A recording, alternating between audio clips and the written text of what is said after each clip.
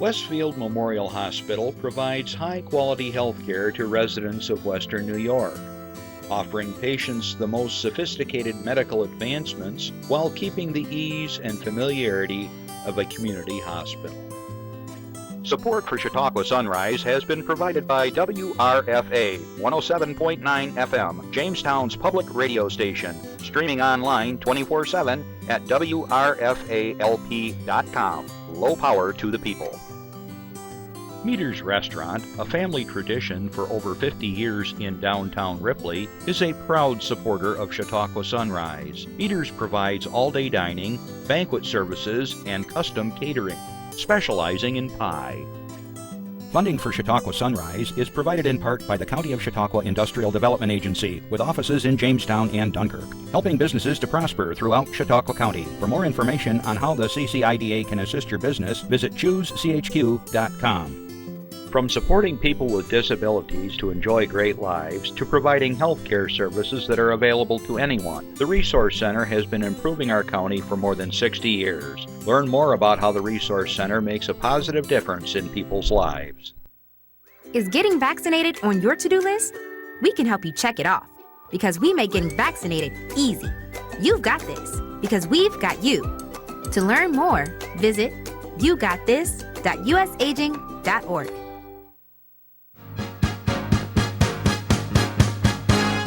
From the Access Chautauqua Studios in Mayville, it's Chautauqua Sunrise. Chautauqua Sunrise is hosted by Doc Hamels and supported by the award-winning volunteers at Access Chautauqua.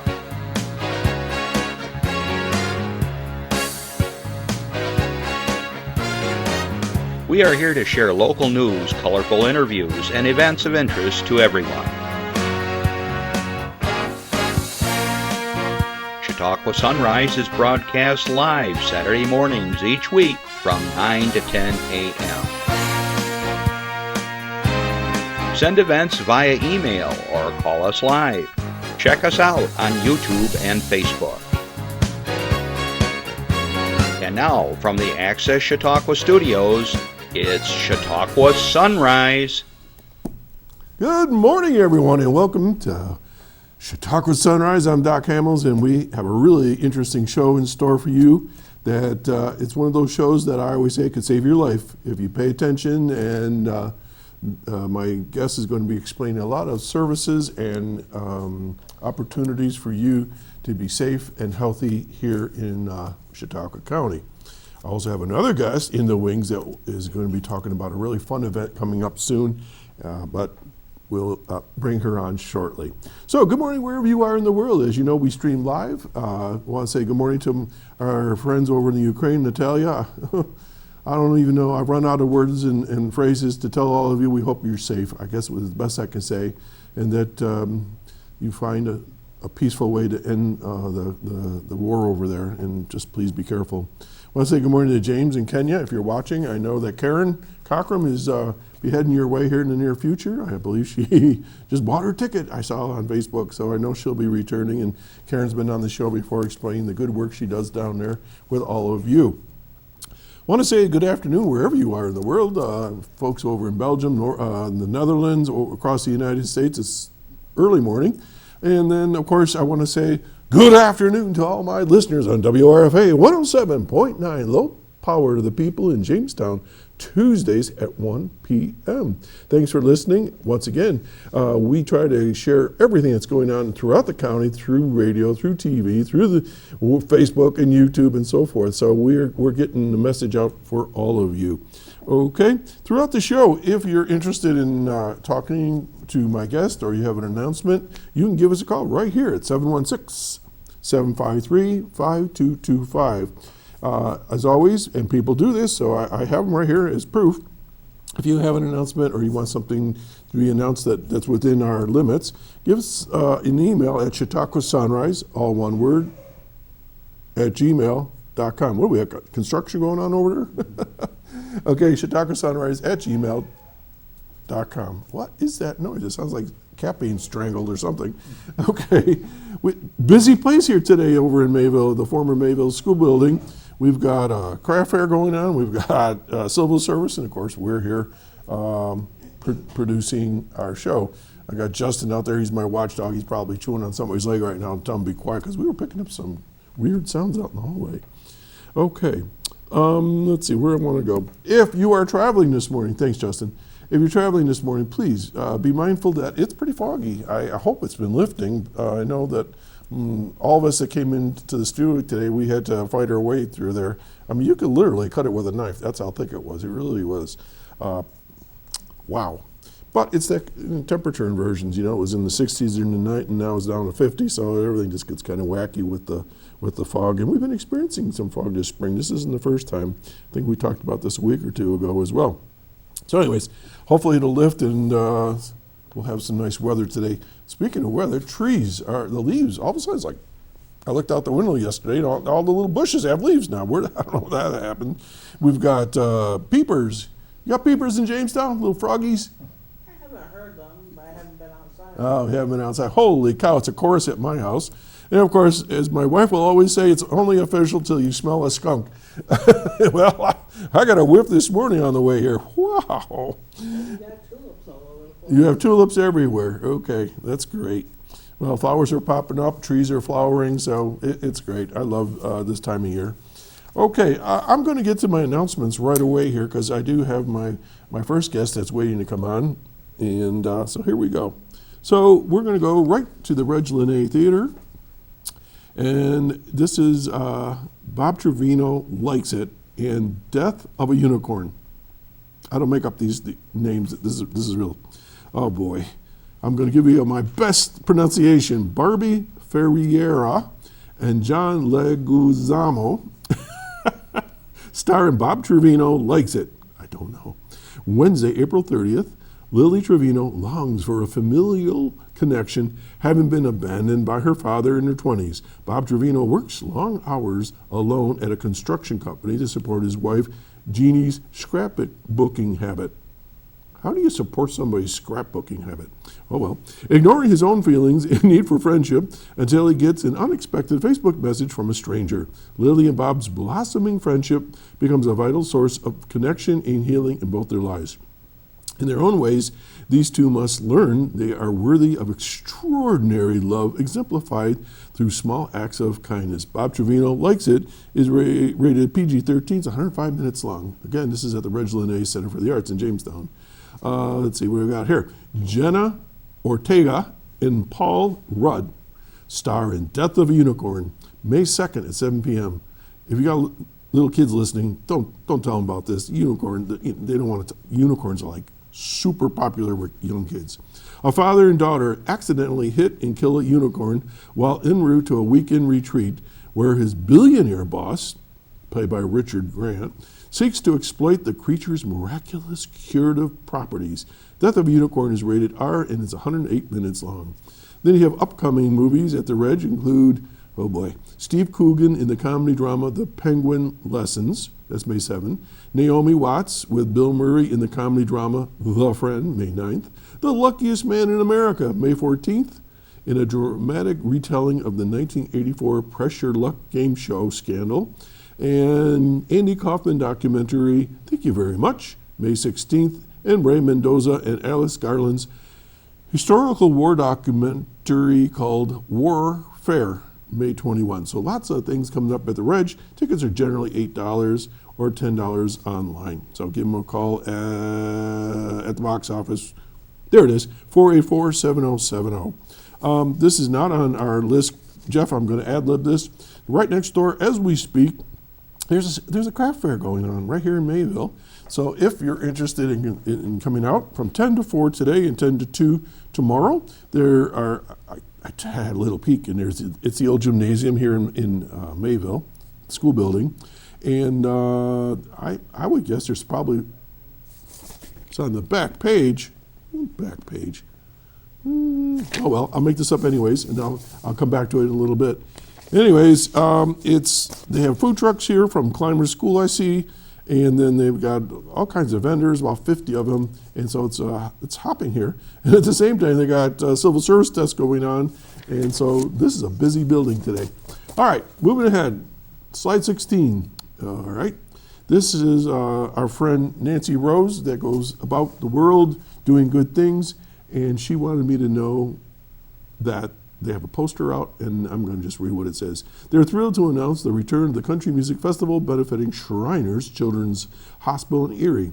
It's going to be held June 13th through the 14th at the Warren County Fairgrounds in Pittsfield, Pennsylvania. This exciting event is a wonderful opportunity to enjoy fantastic music while making a meaningful impact on the lives of children. Well, it's only $7 pre-sale or $10 at the gate. Okay, so if you want pre-sale tickets, you go to, it's all one word, it's a long one, Country Music for Shriners Children, erie.betterworld.org. Okay, so I would suggest just go to Shriners Hospital and find the link for that. Got live music on both days. Let's see, it's June 13th from 3:30 to 11 p.m. and at 11 a.m. to 11 p.m. on Saturday. So that was Friday.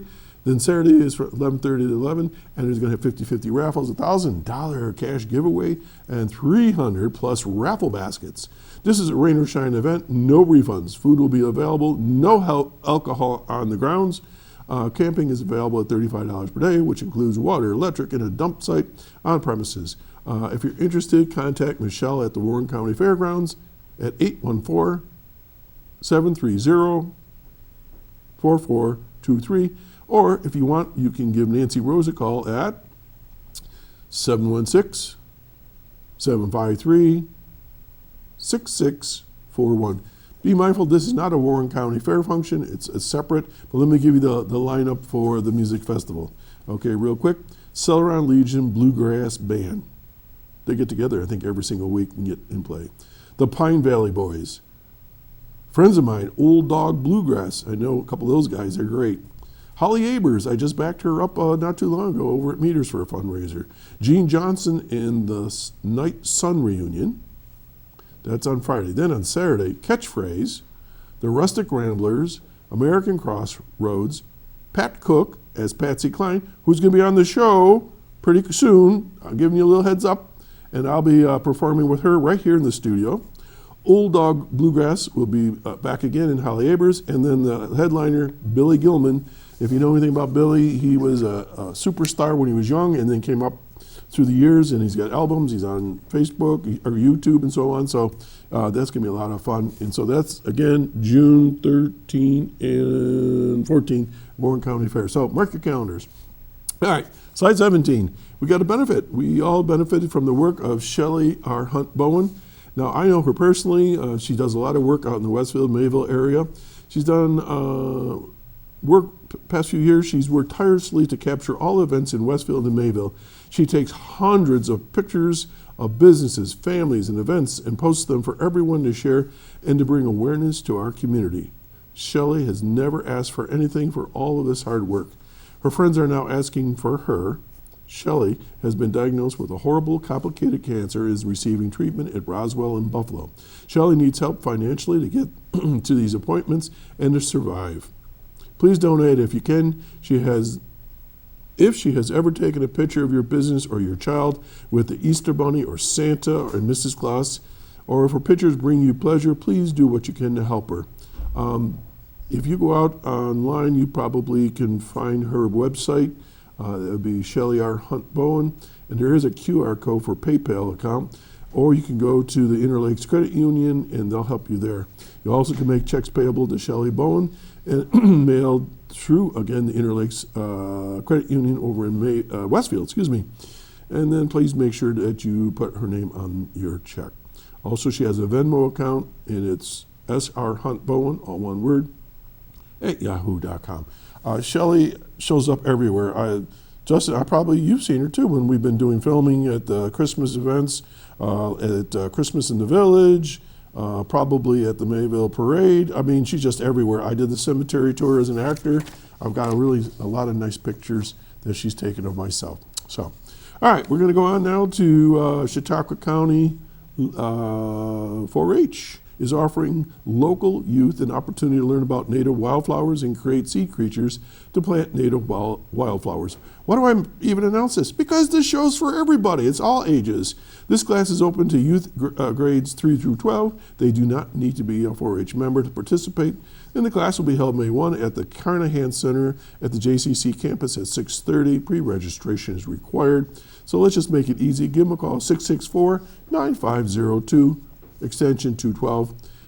Class is $15 for non-4-H members and $10 for 4-H members.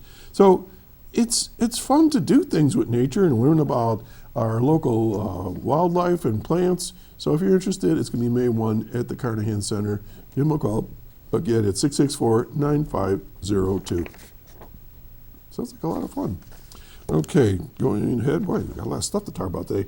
Here's another one. The Chautauqua County Office for the Aging Services, through a partnership with the U.S. Aging and the Aging and Disability Vaccine Collaboration Grant, is offering free spring health kits designed to help individuals monitor vital signs and to communicate effectively with healthcare providers. Additionally, the initiative includes vaccine education, community outreach, and preparations for the 2025 flu clinics. All part of a broader effort to promote preventative health care and reduce medical risks for older adults and vulnerable populations. According to Dana Corwin, we have worked to offer on-site vaccinations, share information, and provide access to local resources that people can rely on to manage their health. Okay, our goal is to help the community understand the various services, programs, and benefits available. Our mission is to guide, connect, and advocate for services and supports to help older adults remain in our community. Okay, the grant was brought to Chautauqua County by U.S. Aging with the initial campaign titled, "You've Got This." The following year, U.S. Aging received the Immunization Neighborhood Champion Award from the National Adult and Influenza Immunization Summit. Whew, that's a mouthful.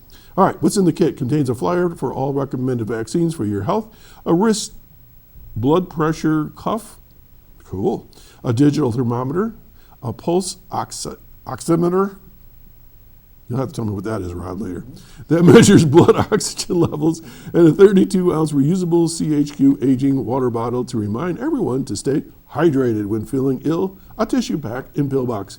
Wow, there's 500 of these kits, and they're going to be located at the Mayville, Dunkirk, and Jamestown offices for Office for Aging Services. So check it out. Sounds like fun. All right, finally, I guess we got a slide for this. Fredonia has a farmer's market. Did you know that? April 26th, 10 to 1. These are all the, I guess they are a little different. So that was April 26th, 10 to 1. May 3, 10 to 1. May 10, 10 to 1. May 17th, 9 to 1. Okay? Locally grown produce, vegetables, fruits, maple syrup, honey, brown eggs, quilts, flowers, baskets, artisans, jewelry, soy candles, and a whole lot more over there. Then you got your Mayville Spring Market. That's right now. That's what they call that. And that's, I just mentioned, from 10 to 4, and then 10 to 2 tomorrow. Welcome Spring with Inspire Good of Western New York, Inc.'s second annual Mayville Spring Market. This is what we're talking about right here around the corner. We will bring this market back to the gym, which they did at 2 Academy Street. During the event, they'll have music, food, kids' activities, a 50-50 raffle, as well as Chinese auction raffle. That's Sunday only. This event will be free for the public to attend with a fee for each participating vendor. Okay, I told you all that. And the proceeds for this event will benefit community-based not-for-profit called Inspire Good of Western New York. Okay, and then I think we're going to cut it off at that point, Jeff. And I think we've covered everything. So I'm going to welcome to the show the person that you often hear on the phone. She calls in quite often. She's been with me from day one with the show. Her husband was one of the movers and shakers of the studio. And so I want to welcome to the show today Linda Spalding, who's going to share with you a really cool upcoming event. Linda, take it away. Thank you, Doc. You're and welcome. thank you for having me on the show. Good morning, everyone. I'm here with my dear honored guest, winner. Winner. Yes, he's a winner at the Kentucky Derby. He has a red rose on from winning so many races. And I'm going to be talking about a really great fun-filled event where you can laugh hilariously next Saturday at the Mayville VFW. And the date is May 3rd at 5:30. And it is sponsored by the Mayville Chautauqua Lions Club, which is an international organization with over 200 territories. People are familiar, I'm sure, that our mission is to give support to the hearing impaired and those who have hearing difficulties. We give services directly to different people and to different organizations. We do service projects and do volunteer work for different organizations which assist individuals who have related situations that could add to blindness. For example, we have volunteers over here in Mayville where we have our distribution at the church, where we have the food supplies and clothing supplies. And you know that, of course, that improper nutrition can be a major cause of diabetes. Oh, gosh, yes. Which, of course, relates to blindness. Eyesight, absolutely, yeah. So we are going to be doing this wonderful, fun-filled event at the Mayville VFW, and it's to benefit the Dwyer Chautauqua Peer-to-Peer Veteran Support Group. Chef Jim Thomas is a fantastic cook, knows all about various kinds of cooking, and especially Derby food. He did a wonderful job last year. We have Margot Stewart, who is also going to be providing some assistance with the food and providing different dishes. She has the bed and breakfast you may be familiar with, Ariel's, and she does private catering. Nice. She has a cooking show, and she's also an EMT. Wow. You know, so, and she's also a member of the Lions Club, and she's co-chair. We also have Rebecca at She Sings, who is going to provide a surprise dessert. All right. And I'll briefly tell you what the menu will be. Okay. It will be Derby food, a pimento Derby dip, southern potato salad, macaroni and cheese, ham and cheese sliders, tossed salad, southern Derby chicken wings with a backup of blue cheese dip and a veggie tray to accompany it. Holy cow. Different desserts. Rebecca's bringing a surprise dessert. And the big thing is we have so much fun. Also, we're going to have mint juleps for only $5, and the cost for our event is $20. That entitles you to that fantastic menu, and it's a buffet, so naturally people, they love the food so much they go up for seconds. Well, that sounds like a bargain. So this is going to be May 3rd at the Mayville VFW Yes. at 5:30. Got Yes. it right? Yes. And I saw on your poster, if you wear a really cool hat, you can win. You can win a prize of $20, or pardon me, $25. $25, all right. $25, and there's a 50-50. There's a huge screen that Jim put up for us in the dining room. All right. And then there are 2 screens in the bar. And also, we have Rebecca, who is going to be singing the national anthem. Wow. All right. Well, thanks, Lynn, for coming by. And please come. Please come. He's so affectionate. You can have your picture taken with There him. we go. Winner, winner, chicken dinner. All right, folks. So that Thank sounds you. like a lot of fun. And Lynn, thanks for coming by as always. All right, we're going to take a little break. And we'll be right back. And stay tuned.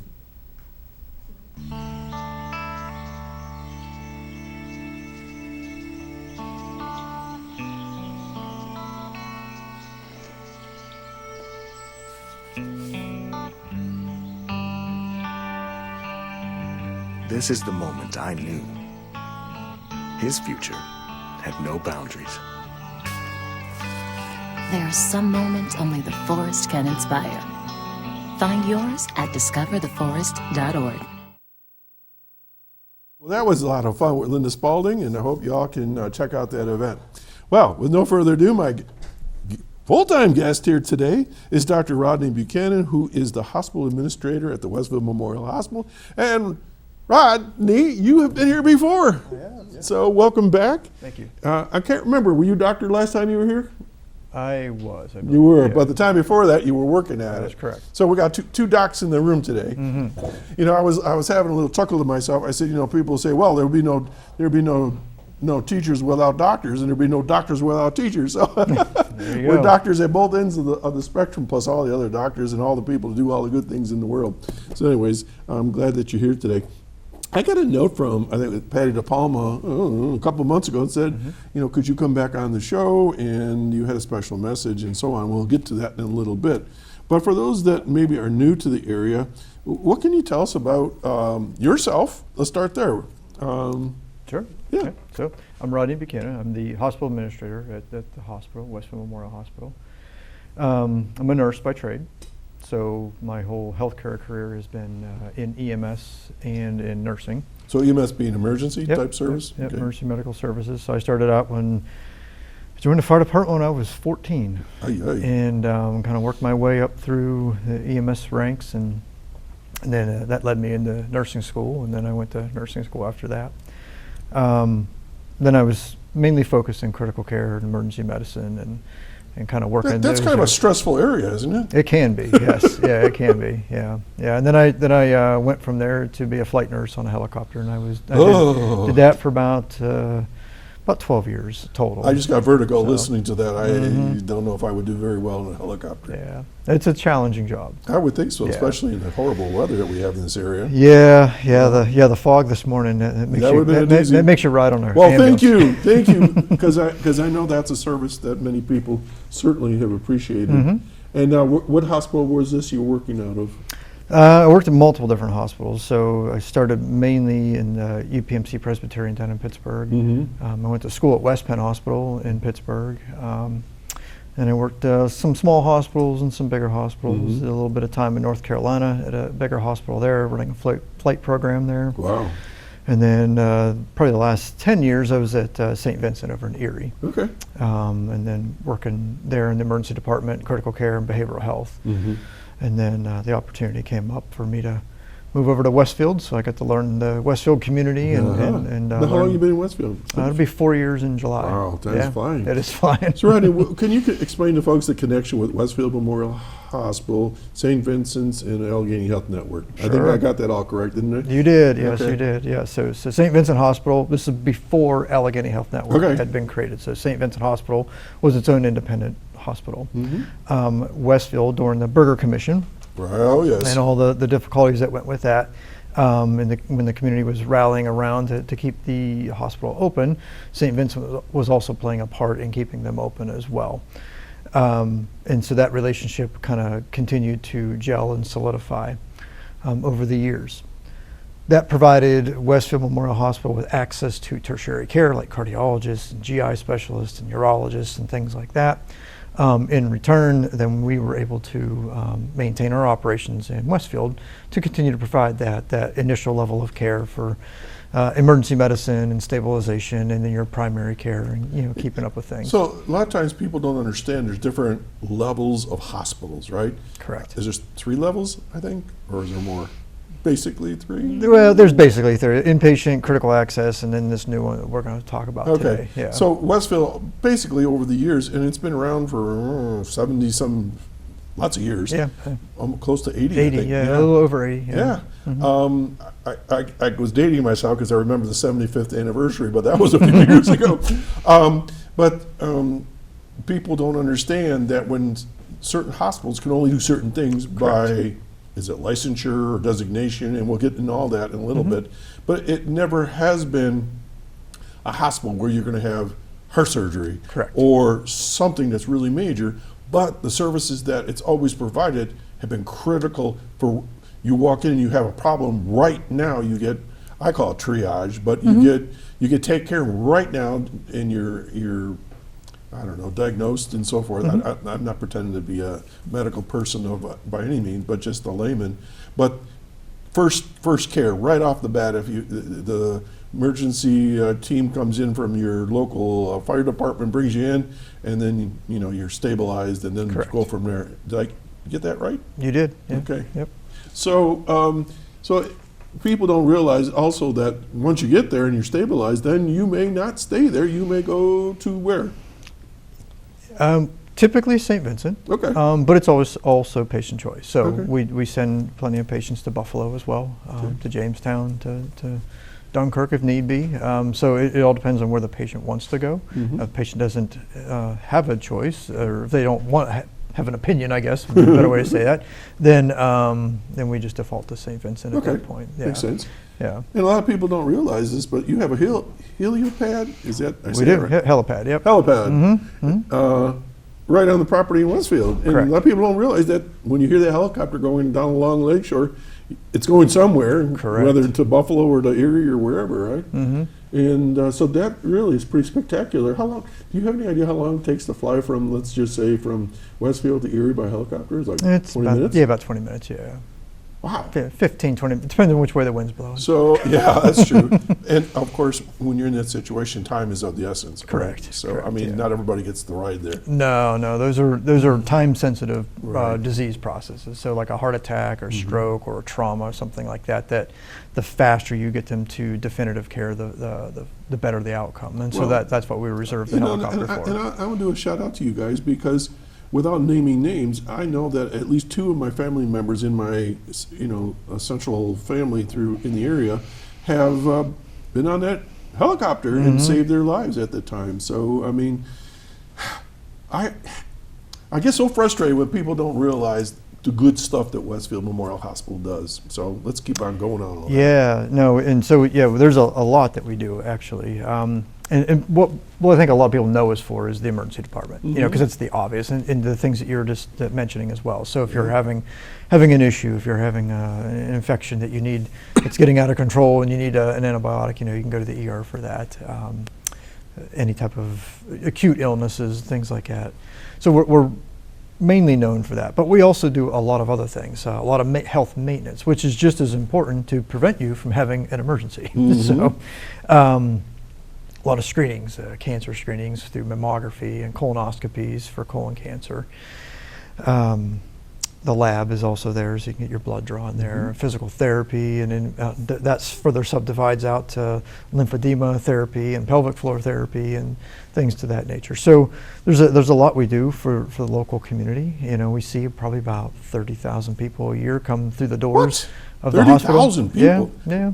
Wow. And that's all inclusive. So not just the ER, but all those other services as well. I'm giving a testimonial myself. Is that I was sitting here counting to myself. I've had 3 colonoscopies there because if you do it every so many years, I mean, it just sort of adds up. It adds up. Yep. It's like, and I think sometimes, not to discourage anybody from going anywhere else, but if you live in Chautauqua County, especially here in the Lakeshore area, why would you go anywhere else for something like a screening, mammogram or colonoscopy?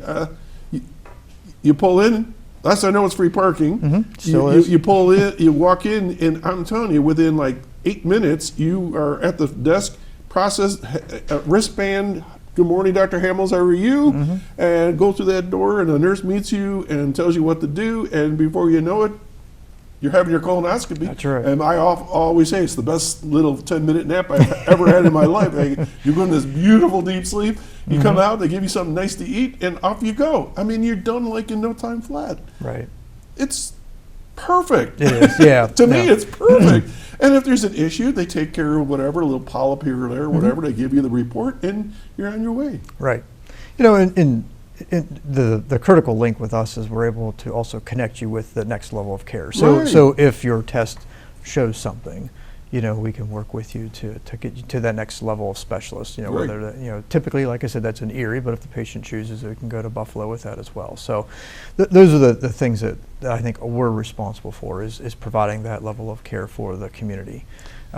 We also have a small area upstairs where we can admit patients too, and I think probably the biggest point of what I want to talk about today, because Okay. this new change is going to change how that looks and feels. Okay, so you say new change. So what's caused this new change? Yeah, so what I want to talk about is it's a new hospital designation. It's called the Rural Emergency Hospital. Okay, hold on. Rural Emergency Hospital. Correct. So it's REH. REH, yep, REH for short. REH, Yep. all right. That's going to be my new acronym for the week. There you go. So this is a new designation by the federal government from Centers for Medicare and Medicaid Services, which is also commonly known as CMS. Okay. So CMS is really who oversees all the hospitals in the country, and they issue your operating certificates, and they work in conjunction with your local Department of Health at the state level. So they came out with this designation probably about in 2022, somewhere in there, and then each state has to adopt it. So New York just adopted it in 2023 as a designation that you can move to. 2 other facilities in New York have already done this. So Clifton Fine Hospital and Ira Davenport Hospital have already made the transition to a rural emergency hospital. So are they similar to Westfield? They are, yeah. Okay. Yeah, kind of very similar. Smaller towns, smaller hospitals. Okay. And really the essence of it is, and a lot of people don't know this, CMS, the federal government, requires you to maintain a certain inpatient census. And that inpatient census is 2 patients, an average daily census of 2 patients. 2 people in a bed? Yeah. Which 2 is, people. That's it? That's it. That's the minimum requirement. Every day? Yeah, 365 days a year. So what happens if you don't? Then you can have your operating license revoked. Oh. So then, which would then close the hospital. So this is where it gets tricky. Yeah. So we've been able to maintain that for years. We Okay. only have 4 beds. We've been able to maintain that for years. Okay. Up until the last probably about 3 years, Oh. and that has gone down. It's the same amount of people that are there, but their status is different. So there's 2 statuses you can be placed in. You can be placed in an observation status or admitted to an inpatient status. Maybe we should talk about what those mean, because I know over the years people have gotten really upset because they weren't Correct. admitted, they were just observed. Observed, exactly. And the costs are different and everything. Significantly else. different. So let's start a scenario. I don't know. Yeah. Let's say somebody has a bellyache. How's that? Something simple. And they don't feel well, and they come to the hospital and they say, I'm dying. I got all this pain in my stomach, and maybe it's just bad, something they ate the night before. But so what would happen under being observed, and what would happen under Right. So it's a good scenario. So typically in the past, years past, you used to be able to take that patient and admit them because you needed to give them, say their abdominal pain was from an infection in their GI system. Because you don't know, right? Because you don't know. Yeah. So we would admit them to an inpatient. We would put an IV in. You give them IV antibiotics. You have to do a CT scan of their abdomen or something. So there's things you're doing for that patient. And at the same time, the meter starts running on the insurance side. Correct. Right? Right. Okay. Because you're inpatient, so the insurance company is what's going to pick up the bulk of your bill at that point. As medicine has gotten better, so at new evidence-based practices, and we've gotten more efficient with what we do, we're now taking that patient with the abdominal pain and the infection, and they used to be in the hospital for 7 days. Well, now we're getting so good with our antibiotics, and we're getting good with our recognition of what's going on, that patients treated and discharged maybe in 48 hours instead. And that's happening across the country. So now the insurance company is saying, well, that's technically an observation patient. We don't need to admit them as an inpatient status. We can take care of them as an observation and have their care followed up on an outpatient That basis. sounds like a perfect storm between a doctor's opinion and the insurance's opinion. It oftentimes is. And pneumonia is another perfect example. So Okay. pneumonia, we always were able to get an inpatient admission for pneumonia because you're admitted, you have an infection in your lungs, Yeah. we're giving you an antibiotic for that, oxygen therapy, things to that nature. But again, we've gotten so good with our antibiotics, they've gotten so finite with the specific organisms. You give them a couple doses, they're feeling better within 24 hours. The next day, you don't need to be on oxygen, and you're discharging them home. And you're just following up with outpatient care, oral antibiotics, oral steroids, whatever the case may be, depending on what the patient is. So that has impacted rural hospitals across the country because our statuses of our patients keep getting flipped from inpatient to observation. So because that has been happening, it's been forcing a lot of rural hospitals to not be able to maintain their operating license across the country. Okay, so let me see if I got this straight. So because you're doing a better job, you have less people staying the 2 days on average. Correct. Okay, Right. I got that right. That is correct. So you're kind of So that messing yourselves up. So it penalizes you on the other side then. Yeah, Wow. exactly. Now, we can't make that determination about your status. So that gets made by the insurance company. So it's not like we make the decision that, oh, we're going to admit you inpatient. We can, but then the insurance company can come back and say, well, we're moving that to observation. So then that flips that status. You're legally required to do that. Well, as you do that over and over and over again, your inpatient census, that 2.0 number that you're supposed to be at, continues to decline. So right now we're running about 1.2 right now. Wow. So just to give you the numbers on that. What I call the heads in bed, so it doesn't matter what your status is, the actual people there has stayed the same the entire time, 3 to 4 people. Because you're either in observation or admitted. Correct. But you could be in a bed being observed. Absolutely. But it doesn't count it in your census. It doesn't count it in my census because you're not technically admitted. So how the heck do you make money on all this? It doesn't seem like you're. Yeah, you don't. Wow. So it gets. Because I'm assuming the reimbursement rate is different. Right? It's significantly different. Yeah, Okay. and much lower reimbursement for observation than inpatient. But that's not why we're making the transition. Okay. The transition we're making, the reason we're making it is because that number continues to decline, and it's forecasted to continue to get even worse as medicine improves and technology improves and treatments improve. We're going to see that number continue to decline, which is only going to further erode the inpatient number that we're required to have. So it almost sounds like, due to the improvement in medicine, the operational and function of a hospital is becoming archaic almost. You could say I it mean, that you're way. sort of like, you're changing how you do business, it sounds like. You do. Okay. Yeah, you do. If you're a larger hospital, it's not as big of an impact. Right, you have a bigger population. You have more numbers to play with. We don't have an inpatient surgery program at Westfield either. So a lot of your bigger hospitals do a surgery, and then that would be your inpatient. That also counts as your inpatient number. Okay, I know I keep stopping and starting you, but I'm trying to think as the person on the other side of the camera. So when you say surgery, we're not talking about throwing some stitches in for a cut. We're talking about hernias and heart and abdominal and all kinds. What are we talking? What do we mean by surgery? And there's two different types of surgery. There's ambulatory surgery, which is you're going to come in, have your procedure, and you're going to go home the same day. All right. And then there's inpatient surgery, where you're going to have to come in, have your surgery, and be watched and admitted to the hospital. So at Westfield, you do the first ambulatory We do the surgery? first one, yeah. All We right. do ambulatory surgery. So you get caught or whatever. We can do that hernia repair as long as you're healthy enough to go through it. You know, Okay. so you don't have other chronic conditions that would preclude you from doing that. So we can do that, but if you have other conditions, then we need to move you to another hospital because you may require an inpatient stay All right, at that but I point. try to explain these terms for folks because I get confused. Yeah. So there's two kinds of surgery levels. Correct. All right. Correct. Yeah. No, it's very convoluted. It's very convoluted. As this trend has gone across the country, hospitals all over the country, mainly rural hospitals like Westfield, have been forced to close because they can't maintain that census for the federal government. So that's why CMS created this designation for them to move to. And so what the caveat is it absolves you from that inpatient requirement. But the catch is you can't admit somebody who you know is going to be an inpatient. So if I know you're going to be an inpatient, then I'm going to have to transfer you. So out of that 30,000 patients I was talking to you about earlier, there's about 100 a year that we would admit for inpatient in today's numbers. So those are the patients that will have to be transferred to another facility. All right, so let me recap what you just said. You see about 30,000 people a year. 100 of them would not be able to stay there. Correct. Because they would have to be admitted. So you'll have no beds?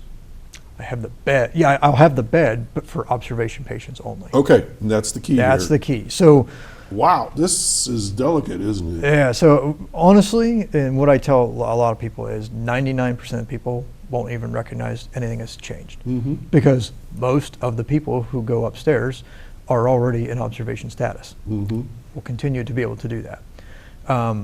So that part won't change. It's only if it's a slam dunk, I know you're an inpatient sitting in the emergency department, I'm gonna have to transfer that patient. If it's a I don't know type patient, then that is something we can put upstairs for observation, monitor them. If they rule in as inpatient, so i.e. they get worse, then I can arrange for a transfer and have them transferred to another facility. Or if they get better, then we just discharge them home and set them up with outpatient services. Now, at one time, Westfield they delivered babies. I can't remember the term. But you don't deliver babies anymore. Unless it was right then and there on emergency. Walk in, I'm having this baby. Yeah, exactly, exactly. Okay.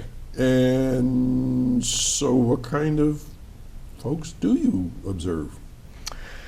Quite a few. So lots of different categories. Lots of different categories. So a lot of people with difficulty walking, some low-level pneumonia type patients. What we call cellulitis, which is an infection of the tissue of whatever. So cellulitis, your leg or your hand or on your face. That's when it breaks out on your skin, kind of a thing. Yeah. So we can. Those are examples of things that we admit, and we still do, and always have, and will continue to, because those are all observation level patients. So nobody should be panicking right now. No, should be panicking because, like I said, everybody fought so hard to keep the hospital. Correct. So it's still going to be there. Okay. Yeah. And it will still be there. So, and that's why we're going down this road. Because if we do nothing, we just sit back and just act like nothing's happening, then we're going to get called on the carpet by CMS. They're basically throwing out this life ring, saying, "Hey, you guys should really take advantage of this." Okay. Now I really want to interrupt you, and I don't get political here as a rule. Okay. So this is just an observation, but every time I look in the newspaper or watch TV or whatever, the medical world at the federal level out of Washington seems to be throwing things here, there, and everywhere. And what I mean is vaccines or Medicare, Medicaid, who gets what, and so forth. Are you seeing any of this change from at the very high level? Because most of the time it filters down through the state, I know that. But I mean, is there any concerns right now with what's going on in the medical world at the DC level? Nothing that we've seen yet, on our day-to-day business. Everything's been business as usual. I think maybe some of these changes that are being made, particularly some of the changes they made at the research level, because that's how we advance our medicine, right? So is research. If you cut out that research, then eventually you're going to stop knowing what to do with new diseases and new things. So. The trickle-down effect may take a couple years before it hits us. But as of today, it's business as usual. Okay, because again, people on the other side of the camera are going like, "Holy cow, what's going on here? And how's this? Is this going to be?" Yeah, it's like, relax. Everybody's cool. As you say, it may trickle down. It may change overnight, and policies change and so forth. Because it sure seems that way lately. Correct. But okay, well that's good to know. Yep. All right. So this new designation you're heading towards now. Okay, this REH.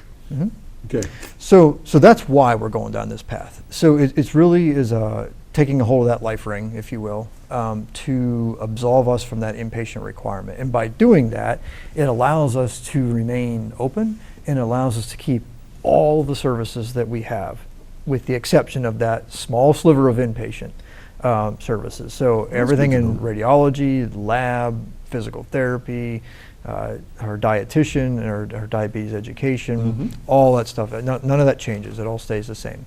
You're allowed to grow as well in outpatient services too. Like what? So we're actually going down the path right now of a mobile MRI that we're going to be putting in by the end of the year. What is that? So MRI is advanced imaging modality. Is that tube thing?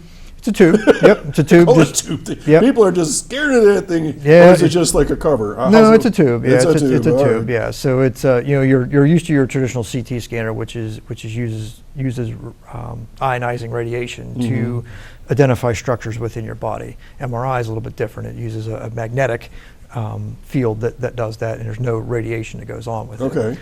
MRI gives you very, very, very clear pictures of things like tendons and joints and stuff like that.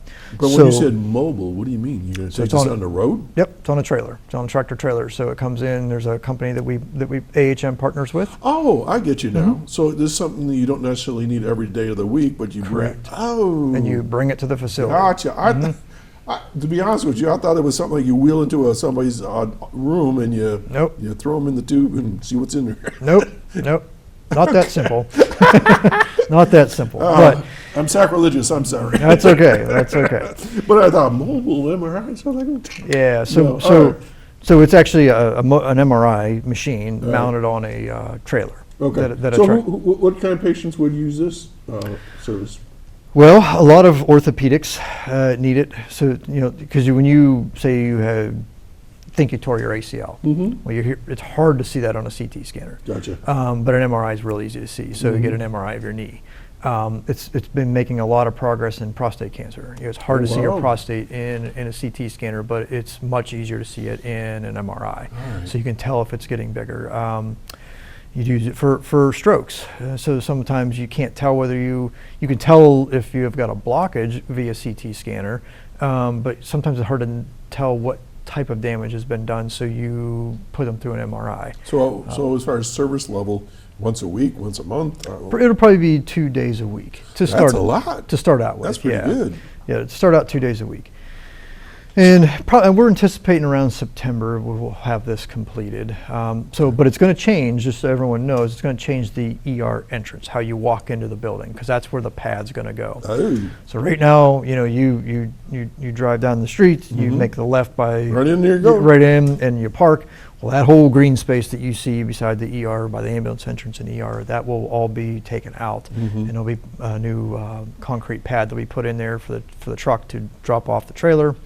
There'll be the sidewalk that's currently takes you from back where the ACL building is into the ER. Half that sidewalk will become an enclosed hallway that's climate controlled, and that's where you'll access the trailer from the MRI when it pulls in. And then the rest of the sidewalk we're going to heat to kind of make it a little bit easier in the wintertime as well. So where does this trailer come from? I mean, is this from St. Vincent or?